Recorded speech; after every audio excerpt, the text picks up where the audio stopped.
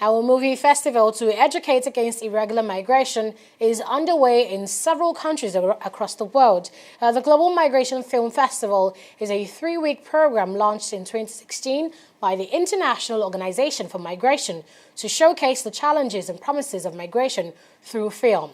The 2018 edition of the GMFF holds at the Gothic Institute City Hall on Lagos Island, and this next report has the rest of the details. Because our fingerprints, we have no future in Europe. The Global Migration Film Festival showcases 2 films in the theme of migration to a diverse audience of migrant returnees, stakeholders, and the general public. The first is a short film titled Grammar. The plot is woven around the passing of a young boy who opted to travel to Europe by road at the expense of having an education in Nigeria. The second film, Bushfallers, follows the story of a Cameroonian who migrated to Germany in search of greener pastures.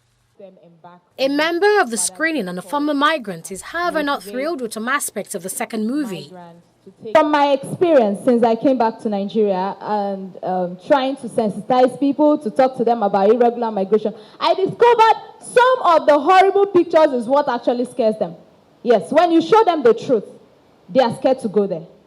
Because there was one we did one time and we brought out a picture of people sinking in a boat and the woman was like, is this what happens to them?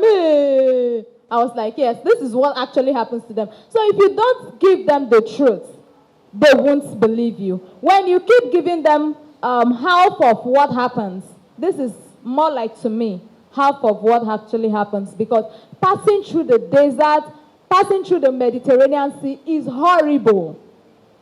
It is horrible, and people need to see it. My advice is, while they are doing these videos, try and attach some of these real truths to it. Despite the campaign against irregular migration, some members of the panel believe the Nigerian film industry still has a lot to accomplish in this regard.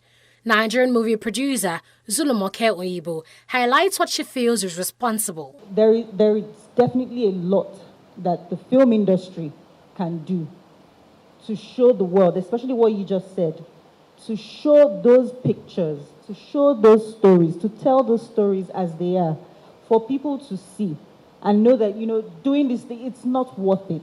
Visually, people are incited to make decisions. So through film, we can show people visual depictions of these things, and it would go a long way. It would be amplified. People would know that, there's no point going there, like you have just said. So it's, for producers now, how do you get us? Bottom line. The bottom line is funds. It is funds. To tell a story of this magnitude, you need to speak with the government. You will need to speak with security to work with you to shoot that scene. Funds. Nobody wants to do anything for free. So, there is a dearth of stories, and, I'm eager to tell them. I'm sure a lot of, filmmakers have so many stories, migration, whatever it is, that they want to tell, but just because of funds. That's really the bottom line. Just like film, social media has been proven to be a powerful tool in influencing the narrative about irregular migration. Founder Angel for Life Foundation explains that migration agencies need to pay as much attention to social media in their campaigns. The power of social media is just too powerful, let me say it that way, because so many things have actually happened in that process. That time that, we kept creating more awareness, trying to let people know, stop making this journey, it's not safe and all of that. But one particular moment I can never forget was what social media also has done to reunite. I remember one particular day I went to the airport as usual. I was even running late that day. I was feeling so bad. The plane had already landed. I was calling. They were like, the plane had landed. And I was like, let me even capture, even it's the last people coming out from the plane. And I got there that day. I recorded it. And all of a sudden, a lady just sent me a message on Instagram. She was like, Nikki, that's my brother. That's my brother that just walked past you. We thought he was dead. And I was like, what? She was like, that's her brother. They've been looking for him for years. And she actually saw him walking beside me, in that video. So, in quotes, I wasn't too late. God made me get there on time to capture that brother for that sister because they thought he was dead. An official of the International Organization for Migration is also part of the screening panel. Alex Cole sheds more light on the IOM's role in curbing irregular migration in Nigeria.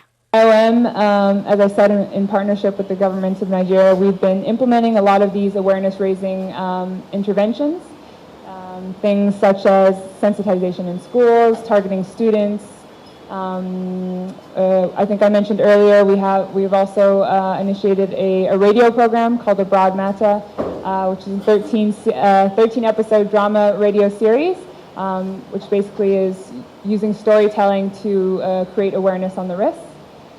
Things like mobile feeders, creating platforms for discussion using the community dialogue approach, basically allowing migrants, returnees, and their community members, creating a platform for them to discuss the most pressing migration issues that may be affecting their community. Motivated by poverty, millions of Africans risk the loss of their personal liberty and death for the quest of a better life through irregular migration. Away from government policies, the movie industries in developing countries have a responsibility to sensitize citizens on the challenges and risks of migrating the irregular way. And that's the purpose of the Global Migration Film Festival. Annetta Felix, TV360, Lagos.